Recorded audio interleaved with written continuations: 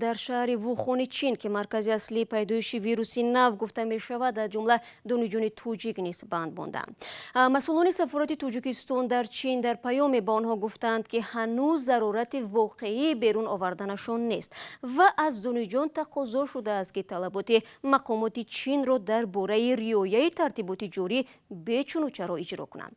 عبدالله اشورов با چندی از دانشجویان در تماس شد و حالا با ما در استودیو است. عبدالله سلام. خب دانشجویان توجیک در این شهر در چه وضعیتی قرار دارند؟ سلام شهلا. دانشجویان توجیکی که در شهر وُهۆنی چین تحصیل دارند میگویند این روزها بیشتری وقت خود را در داخل خوابگاه دانشگاه میگذرانند و بدون ضرورت تلاش دارند به بیرون نبرایند.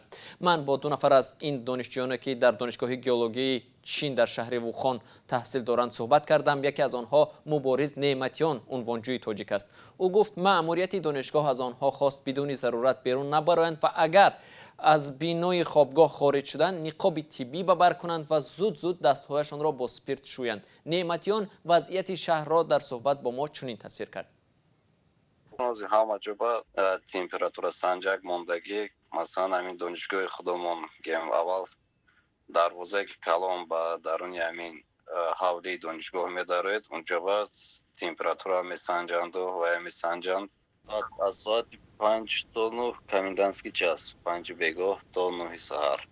он шаҳра абизараж ҳамин дору мекунанд, ҳар хел самолёту вертолёт ё мошинои хеле шапаки роҳкатӣ. با گفته همصحبتان ما شماری دانشجویان تاجیک در وُهۆن خیلی زیاد است و تنها در دانشگاه گیولوژی چین در این شهر 17 نفر عین زمان تحصیل میکردند. خب عبدالله، از این شهر گزارش‌های هم میرسد که کمبود غذا مشاهده میشود چون درآمد و برآمد به آنجا منع شده است. دانشجویان آیا در این باره چیزی میگویند یا نه؟ بله شهلا، اتفاقا خروج این ویروس به جشن سال نو چینی راست آمده است که از 24 ینور شروع شده تا 2 هفته دیگر ادامه می کند.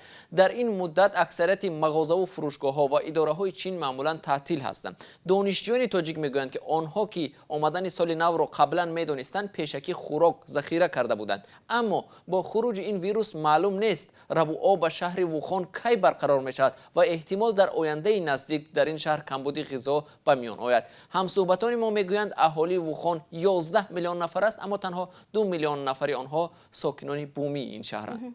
فهمو. تشکر زیاد عبدالله.